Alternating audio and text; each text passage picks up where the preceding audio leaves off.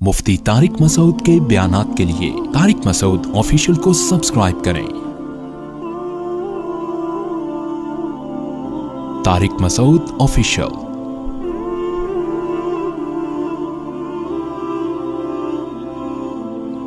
कल एक डॉक्टर साहब से बात हो रही थी, यूरोप में होते हैं।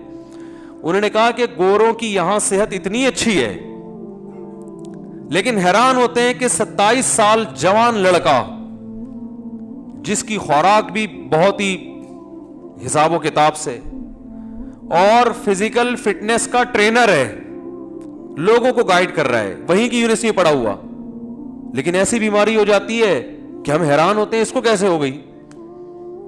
बीमारी का कोई सबब नहीं होता, लेकिन आदमी मौत के मुंह में चला जाता है। तो वो खुद ये कह रहे थे कि बस ये अल्लाह के काम है, सब कुछ साइंस नहीं है, सब कुछ असबाब नहीं है। तो मैंने उनको, डॉक्टर साहब को भी यही कहा, मैंने कहा अल्लाह असल में ये बताना चाहते हैं कोई भी दुनिया में किसी भी टाइम पे मर सकता है। जो अल्लाह ने दावा किया ना मुसाफिर खाना है, मताउल गुरूर, धोखे का घर है, तो अल्लाह की बात गलत थोड़ी हो सकती है। अगर ये दुनिया ऐसी अल्लाह बना दे कि आप अपनी सेहत का बहुत ख्याल रख रहे हो, तो आपने वाकई 90 साल ही जीना है, सबके साथ ऐसा ही होना शुरू हो जाए, तो ये धोखे का घर थोड़ी होगी।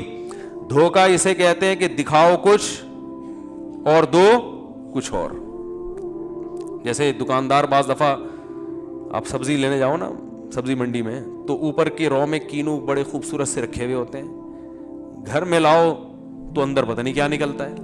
इसको क्या कहते हैं? धोखा। तो अल्लाह ने भी बार बार कुरान में कहा है कि मताउल गुरूर, ये धोखे का सामान है, दारुल गुरूर है, धोखे का घर है।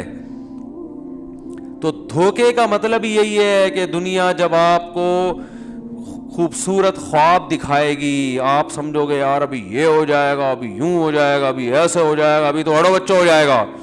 पता चलेगा कि जी सारे प्लान आपके 2 सेकंड के अंदर खाक में मिल जाएंगे। तो इसलिए अक्लमंद लोग इस दुनिया के लिए कोशिश करते हैं, इस दुनिया से दिल, बोलो ना, बोलने में क्या है, आपको दिमाग में उतरवाना चाहता हूं भाई। ये बातें चाहे तो हम एक सेंटेंस में मुकम्मल कर सकते हैं। अगर मैं यहां बयान के लिए बैठूं, मेरे को देखो दुनिया मुसाफिर खाना है, बस बयान कंप्लीट हो गया, आप जाएं अपने घर, आयत का हवाला दे दिया हमने, खत्म हो गई बात। तो ये जो इतनी लंबी तकरीर होती है, ये तो एक छोटी सी बात को खोपड़ी में बिठाने के लिए होती है। हमारे हजरत के हर रोज बयान होते थे, और रोजाना बयान यहीं से शुरू होता, दुनिया मुसाफिर खाना है, और खत्म यहीं पे होता, दुनिया मुसाफिर खाना है, बस। अब कोई अगर उनके बयान में आता, कहते यार ये मुफ्ती आजम है, हजरत मुफ्ती तकी उस्मानी साहब के उस्ताद हैं, इतना इल्म है, बयान देखो इनका, दुनिया मुसाफिर खाने से शुरू किया और मुसाफिर खाने पे खत्म। और अपने आप को कहते भी यही थे, वाकयात सुनाते थे। कहते हैं मैं जब सऊदी अरब से आता हूँ तो मेरे मेज़बान फ़ोन करके पूछ रहे हैं आप कहाँ हैं, घर पहुँच गए? कि नहीं मैं घर नहीं पहुँचा, मैंने नाज़माबाद में एक मुसाफिर खाना ले लिया है। होटल होते हैं ना मुसाफिर, पहले मुसाफिर खाना कहते थे, अब ज़रा उसको थोड़ा सा अच्छे नाम दे दिए गए।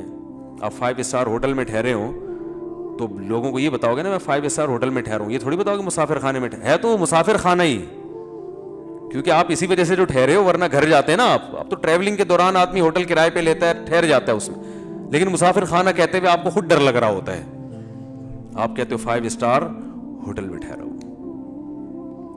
तो हमारे हजरत अपने घर में ठहर के क्या कह रहे हैं? मुसाफिर खाने में। तो हजरत फरमाते हैं वो मेज़बान ने मुझे फ़ोन किया, आप घर पहुंच गए? उन्होंने कहा मुसाफिर खाने में हूँ नाज़माबाद के। उसने कहा, फिर दोबारा एक दिन बाद फ़ोन किया, आप पहुंच गए? उन्होंने कहा मैं घर में नहीं हूँ, मैं मुसाफिर खाना है नाज़माबाद में। हालांकि हजरत के पास पैसा बहुत था माशाअल्लाह, अल्लाह ने रिज़्क़ के दरवाजे खोले हुए थे, दिल नहीं लगाया पैसे से।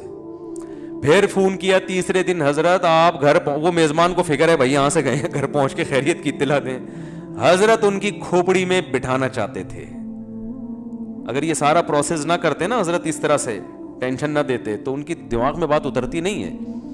तीसरे दिन फिर उन्होंने कॉल की, घर पहुंच गए, फरमाया नाज़माबाद के मुसाफिर खाने में। तो उन्होंने कहा कि हजरत घर क्यों नहीं जा रहे आप, खैरियत तो है? तो हजरत फरमाया घर कब्रिस्तान है, जहां जाएंगे तो आराम से पड़े रहेंगे वहां क़यामत।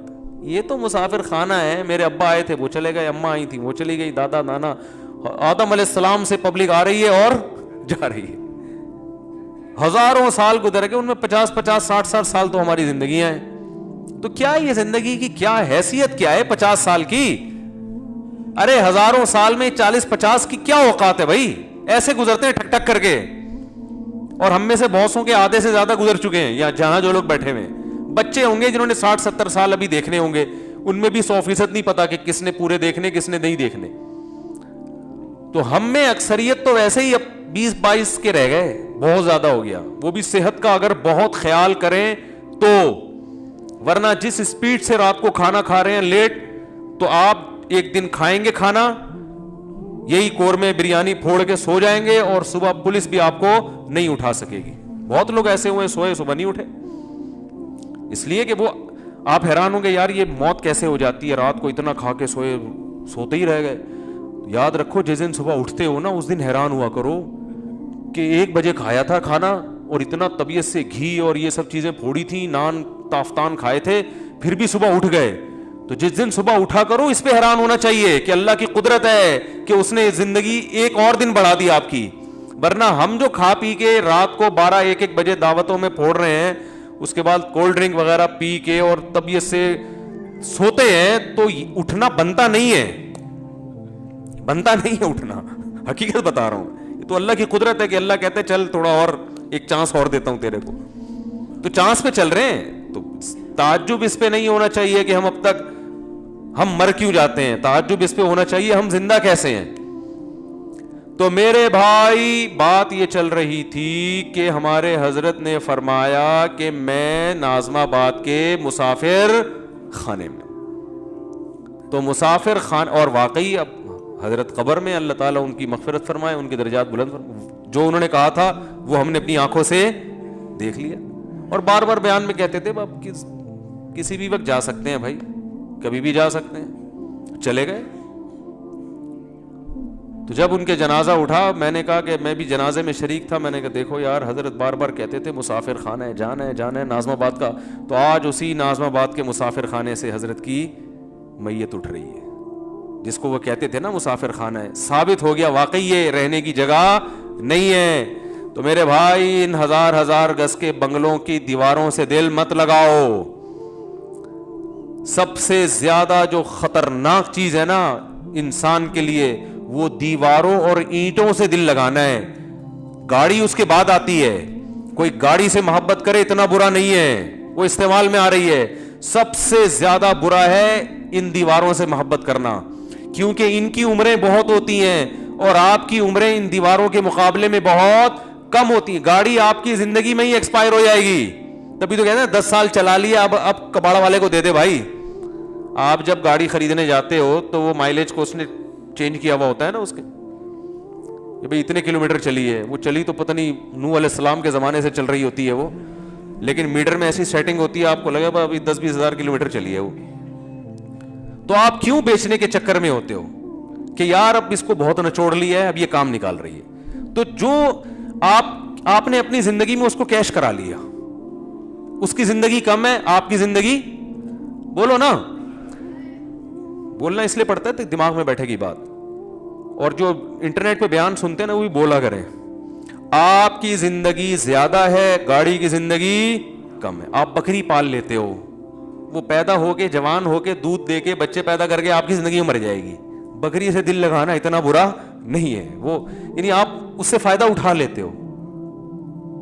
کھانے پینے سے دل لگانا اتنا برا نہیں ہے, وجہ اس کی یہ کہ کھا لیتے ہو اپنی زندگی میں. آپ آج میں صبح بیٹھے ہوئے بھائی, ہوٹل کا پراٹھا میں نے کھایا کہ نہیں کھایا, یہ مجھے مل گیا, یہ پتہ نہیں 6 مہینے سے مجھے تلاش کر رہے ہیں. آج میں کہیں کام سے گیا تھا تو واپسی پہ ایک ہوٹل ہے, وہ بڑا خاندانی پراٹھا بناتا ہے, تو وہاں میں گھسا, میرا حلیہ تھوڑا چینج تھا, انہوں نے پکڑ لیا, مجھے پہچان لیا. انہوں نے کہا میں تو 6 مہینے سے آپ کے پولیس کی طرح آپ کے پیچھے پڑا ہوا ہوں. تو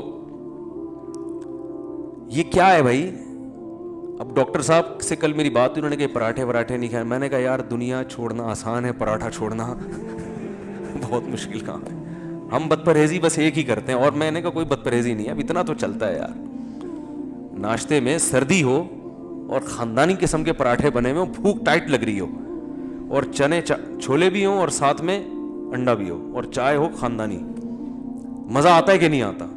ناشتہ اس کے بغیر نہیں ہوتا یار, بچپن سے عادت پڑی ہوئی ہے, کیا کریں. تو یہ مزے کیش ہے. آپ اپنی زندگی میں امید ہوتی ہے کہ پورا کھا لو گے, ٹھیک ہے نا. ان چیزوں سے دل لگتا بھی نہیں ہے انسان کا, کیونکہ فنا ہو رہی ہیں آپ کے سامنے ہی. سب سے بدترین چیز جس پہ آپ کا پیسہ خرچ ہو رہا ہے نا حدیث کے مطابق, وہ تعمیر ہے, کیونکہ تعمیر کی عمریں بہت لمبی. آپ مکان میں جب کنسٹرکشن کا کام کرتے ہو تو آپ کی ہڈیوں میں کتنا سریا ہے اس کو آپ بھول جاتے ہو, اور اس کی جو بنیادیں ہیں اس کی دیواروں کے سریے کو آپ فوکس کر رہے ہوتے ہو. اتنی مضبوط دیوار, اتنی موٹی دیوار. او بھائی تو اپنی ہڈیوں کا ذرا ٹیسٹ تو کروا لے, اس میں کتنا کیلشیم رہ گیا ہے. ہڈیاں آپ کی بھربھری ہو رہی ہیں, ختم. 4-5 سال کی کہانی ہے. لیکن آپ جناب اتنا سیمنٹ بجری ڈال کے لوگوں کو بتا رہے ہیں, دیواریں دیکھو, اتنا مضبوط مکان بنایا ہے, زلزلہ پروف عمارت بنائی ہے, اور ایسا ہے اور ویسا ہے. اور موت کا فرشتہ ہنس رہا ہوتا ہے کہ یار اس کو دیکھو کہ جس جسم میں یہ بندہ خود رہتا ہے وہ جسم گل سڑ کے ختم ہونے والا ہے, اور اس گلے ہوئے جسم کے لیے جو پیکنگ ہے وہ اتنی مضبوط ہے.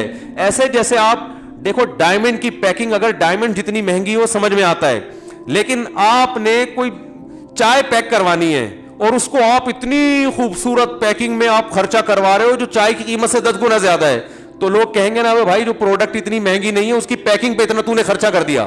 تو آپ کے لیے یہ پیکنگ ہے, جو گھر جس میں ہم رہتے ہیں, اتنا مہنگا آدمی نہیں ہوتا جتنا مہنگا گھر ہے اس کا.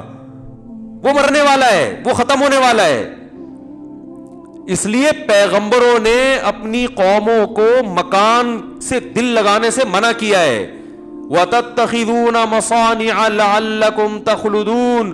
ہود علیہ السلام نے اپنی قوم سے کہا تم گھروں کو ایسے بناتے ہو جیسے تم نے اس میں ہمیشہ رہنا ہے. تمہیں کیا ہو گیا؟ پہاڑوں کو نا تراشتے تھے, چٹانوں کو اتنی محنت کرتے تھے. چٹان کو تراشنا آسان کام ہے؟ تراش کے اندر سے پورا پہاڑ کے اندر گھر کھڑا کر دیتے تھے. تو پیغمبر نے کہا بھائی تم اپنی ہڈیوں کو دیکھو, تمہاری عمر اتنی تھوڑی ہے, اتنی محنت کیوں کر رہے ہو؟ بھائی 4 اینٹیں لاؤ, ڈالو چھت, آرام سے ہنسی زندگی گزارو اور نکلو, جنازہ اٹھے گا, چل بھائی اب تمہارے بچے رہیں گے یہاں پہ. مسافر خانہ سمجھنے کے لیے میرے بھائی ہم تیار؟ بولو نہیں. ہر آدمی سمجھ رہا ہے میں یہاں آیا ہوں تو میں جاؤں گا ہی نہیں, یہاں سے میں جاؤں گا ہی نہیں. کیوں نہیں جائے گا بھائی تو؟ اور یاد رکھو صحت کی وجہ سے کبھی دھوکے میں نہ ہو. میں اگر صحت مند ہوں, آپ اگر صحت مند ہیں, ہم سمجھتے ہیں فٹ فاٹ ہیں, 1 سیکنڈ لگتا ہے بیمار ہونے میں, اور وجہ ڈاکٹر کی بھی سمجھ میں نہیں آئے گی. ہوا کیوں؟ ڈاکٹر کی اپنی بیماری بعض دفعہ سمجھ میں نہیں آ رہی ہوتی اس کے.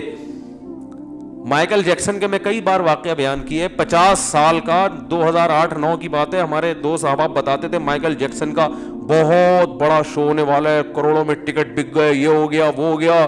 مفتی صاحب بڑی عزت دی. اگلے دن آ کے بتا رہے صاحب اس کا انا للہ ہو گیا مائیکل جیکسن کا. لڑکوں نے مجھے بتایا.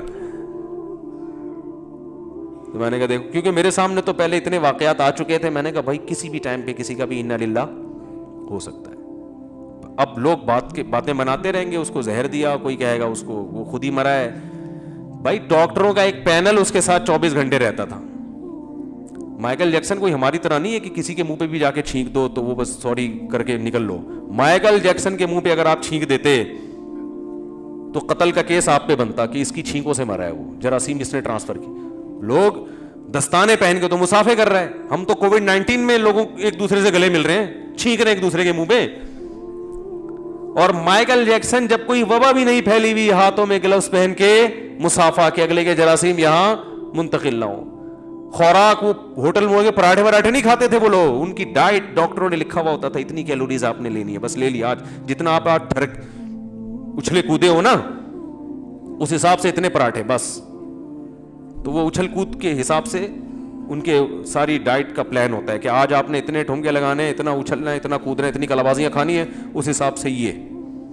اور جو کمی رہ گئی ہے تو یہ کیپسول بھی کھا لیں آپ اس کے ساتھ, اس سے زیادہ نہیں. تو ایک ایک چیز بڑی تمیز سے. لیکن مائیکل جیکسن کے ساتھ وہی ہوا, رات کو سویا ہے, صبح پولیس بھی نہیں اٹھا سکی, اس امریکہ نہیں اٹھا سکا, اتنی بڑی گورنمنٹ. کامیابی کی جب انتہا کو ایک شخص پہنچ رہا ہے اس وقت زوال کی پستیوں میں اللہ نے اس کو دھکیل دیا. کیا فائدہ لوگ اس کو اچھے القاب سے یاد کریں یا برے القاب سے یاد کریں, اس کی صحت پہ کوئی اثر نہیں پڑتا. یہ تھا وہ تھا فلانا تھا, کیا ہو گیا, جو بھی تھا نا اب تو نہیں ہے.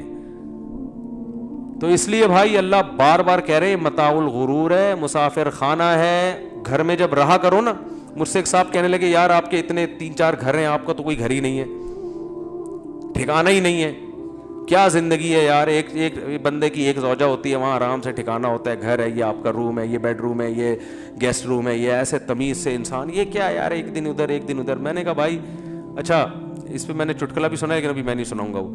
تو میں نے کہا کہ بھائی یہ اسی میں مسافر خانہ ہونا سمجھ میں آتا ہے کہ گھر ور نہیں ہوتا, مسلمان کا کوئی گھر ور نہیں ہوتا. ایک دن ادھر ہے, دوسرے دن ادھر چلے جاؤ, تیسرے دن ادھر چلے جاؤ. اللہ نے موقع دیا تو چوتھے دن کسی اور اللہ تعالیٰ وہ دن لے کر آئے. کیا ہے اس میں, یہی گھر ہے, گھر ور کیا ہے بھائی, جہاں ہے وہیں گھر ہے. کیا خیال ہے, فوجی لوگ ہوتے ہیں نا, جہاں بھی بارڈر پہ ان کی تشکیل ہوتی ہے تو جہاں ہوتے ہیں وہیں 4 بوریاں کھڑی کر کے گھر بنا لیتے ہیں. وہ مورچہ کہتے ہیں اس کو, گھر نہیں کہتے, لیکن وہ بھی گھر ہی ہے بھائی. جہاں جاؤ فوجیوں کو سکھایا جاتا ہے یار, جہاں جاؤ بوری میں ریت ڈالو, ٹھیک ہے نا, اور ایسے بنا دو, بس بہترین. دھوپ سے بھی بچائے گا, گرمی سے بھی بچائے گا, اور دشمن کی فائرنگ سے بھی بچائے گا آپ کو. تو ایسے ہی میرے بھائی آپ 100% پکے نمازی بن جاؤ, آپ حاجی بن جاؤ, آپ ساری شریعت پر عمل کر لو, لیکن جب تک دل سے دنیا کی محبت نہیں نکالو گے اللہ آپ کو دیندار ماننے کے لیے تیار نہیں ہے. میں نے بڑے بڑے گیٹ اپ دیکھا ہے کہ بڑا اچھا گیٹ اپ, لیکن پیسوں کی محبت, گھر کی محبت, گاڑیوں کی محبت اور عزت کی محبت دلوں میں ایسے گھسائی ہوئی ہے. ہمارے ایک استاد فرمایا کرتے تھے دنیا کی محبت کے گٹر ابل رہے ہیں. بڑے پیارے الفاظ تھے ان کے, دنیا کی محبت کے چشمے نہیں کہیں گے نا اس کو, ایک تو اللہ کی محبت کے چشمے ابلتے ہیں نا, تو فرماتے تھے دنیا کی محبت کے گٹر ابل رہے ہیں. دنیا کی محبت تو ایک گند ہے, مسافر خانے سے دل لگانا ہے تو پاگل پنا ہے, بے وقوفی ہے. فنا ہونے والی چیزوں سے دل لگا رہا ہے. میرے بھائی نکالو اس کو. اور نکلتی کیسے ہے, اس کے بہت سارے طریقے نکالنے کے. سب سے بہتر طریقہ ہے پیسہ خرچ کرو اپنی ذات پر, اپنے گھر والوں پر, صدقات و خیرات. 5-5 ہزار کے نا کڑک کڑک نوٹوں کی گھڑیاں, یار یہ لے یار, جا یار, کیا یاد کیا ہے, کیا رکھا ہے اس میں, کماؤ, خرچ کرنے کی نہیں ہے, کیا رکھا ہے یار اس میں, مر جائیں گے, ختم ہو جائیں گے. اور زبان سے بھی یہی بولا کرو. آج جو چیز انسان زبان سے بولتا ہے وہ دل میں اترتی ہے. آج دنیا کی بڑائی زبان سے بولی جاتی ہے. جہاں بیٹھو تیری جاب کتنی ہے, تیری تنخواہ کتنی ہے, تیرا گھر ہے ذاتی. مجھ سے لوگ پوچھتے ہیں آپ کا ذاتی گھر ہے, میں نے کہا نہیں ذاتی گھر نہیں ہے یار. یہ تو اللہ کا شکر ہے ہمارے حضرت نے ہماری تھوڑی بہت تربیت کر دی, انہوں نے تو پوری کی تھی, ہم پورے نہیں بن سکے, ورنہ ہم تو احساس کمتری میں مر جاتے بھائی. مجھے لوگ آ کے کہتے رہتے ہیں ذاتی گھر نہیں ہے, ذاتی گھر نہیں ہے. میں کہتا ہوں میرے پاس پیسہ ہے الحمدللہ, بنا سکتا ہوں. اللہ نے اگر دماغ گھوما تو بنا بھی لیں گے, بہت زیادہ آ گیا تو. پہلے میں نے کہا پراٹھے پھوڑنے دو ہمیں, ٹھیک ہے نا, گاڑی اچھی رکھیں گے, بچوں پہ خرچ کریں گے. پھر اگر بچ گیا اور اتنا بچا کہ صدقہ بھی ہو گیا, خیرات بھی ہو گیا, یہ بچ گیا تو چل یار ابھی مرتے مرتے چلو ایک پراپرٹی. پھر بھی میں نے کہا گھر بنانے کا دل نہیں کرتا, کوئی پراپرٹی چلو مر گئے تو بچوں کے کام آ جائے گی. وہ پھر گھر کی صورت میں بھی ہو سکتی ہے, پلاٹ کی صورت میں. میں نے کہا یہ غریبی ہے, یہ بہت بات کی چیز ہے, یہ تو کھانے دو یار. میں نے کہا تم نے کیا کر لیا گھر بنا کے, بادام کھاتے ہو, کہہ رہے نہیں بادام کے تو پیسے ہی نہیں بچے, وہ سارا تو قسطوں میں جا رہا ہے. ہاں تھوڑا وہ آگے آگے آ جائیں, اوپر چلے جائیں بھائی, جو پیچھے لوگ کھڑے ہوئے اوپر جگہ ہے. تو پوری وہ چینج کر دی یار آپ نے ٹون ہماری, تو ٹائم ہوتا رہا یار, بیان ہے نا. تو کیا کہہ رہا تھا میں, اتنی خاندانی بات کر رہا تھا یار. تو وہ جو ہے نا, میں نے ان سے کہا بادام کھاتے ہو, انہوں نے کہا پیسے کہاں, جب آدمی گھر خریدے گا تو بادام کے پیسے کہاں بچیں گے. میں نے کہا پراٹھا ہضم ہو جاتا ہے, کہہ رہے پراٹھا تو ہضم نہیں ہوتا, قبض ہو جاتا ہے. میں نے کہا مزے میں تو ہم ہیں, صحیح نا, اور کیا. میں نے کہا مزے تو ہمارے ہیں یار. میں نے کہا یہ ہماری چھت بھی ویسے ہی ہے جیسی آپ کی چھت ہے, کرائے کی ہے تو کیا ہوا, آپ نے بھی نکلنا ہے, ہم نے بھی یہاں سے نکلنا ہے. بھلے ہمارے پاس آپشن یہ ہے کہ ہمیں اگر مالک مکان نے نکال دیا تو پڑوس میں چلے جائیں گے, ٹھیک ہے نا, ادھر چلے جائیں گے. تو آپ کا, میں نے کہا آپ نے تو یہ فری میں ملا ہوتا تو بہت اچھا ہے, آپ نے جو انویسٹمنٹ کروڑوں کی لگا دی نا اس میں, اس کروڑوں میں بہت کچھ ہو سکتا تھا. ہاں زرداری جیسا آدمی خریدتا ہے جس کے لیے کروڑوں اربوں کی کوئی ویلیو نہیں ہے, وہ ٹھیک ہے, تو آپ کو بھی اللہ حلال پیسہ اتنا دے دے کہ آپ اتنا ہو جائے کہ آپ کا سارا آپ کے پاس کرنے دھرنے کے لیے بعض دفعہ بچتا نہیں ہے, تو 2-4 کروڑ ایسے پڑے ہوئے ہیں, یار چل یار ذرا ادھر مکان لے لے یار, چل وہ کرایہ مالک مکان سے تھوڑی ٹھش پش لگی رہتی ہے, وہ موٹر کا وہ نہیں دے رہے ہوتے نا تو یہ ٹینشن بھی چھوڑ جائے گی. کیا خیال ہے, موٹر کے پیسے نہیں دے رہے ہوتے وہ, یہ شارٹ کلپ بنا کے نا ان کو سنوا دیں یہ خاص طور پہ. تو یہ سارے کام ہو گئے, سارے مسئلے وسلے لائف بھی ہو گئے, چلو یار اب 2-4 کروڑ ایسے ہی پڑے ہوئے ہیں, صدقہ بھی ہو گیا, آخرت کے لیے صدقہ جاریہ بھی ہو گیا, مدرسے میں بھی لگا دیا, یہ بھی 2-4 کروڑ پڑے ہوئے, چل یار اٹھا کے یار ایک چلو لے لو, چلتا ہے.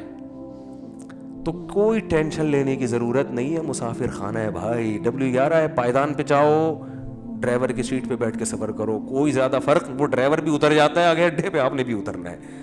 اور بچوں کی بھی بہت زیادہ ٹینشن نہ لیا کرو, جیسے آپ بھی کسی کے بچے تھے, اللہ نے کھلا پلا کے بڑا کر دیا, آپ کے بچوں کو بھی اللہ کھلا پلا کے بڑا کر دے گا. اور بچے اپنی قسمت سے بنتے ہیں بھائی, جب بڑے ہو جائیں گے تو اچھے بنے برے بنے ان کی ہیڈیک ہے.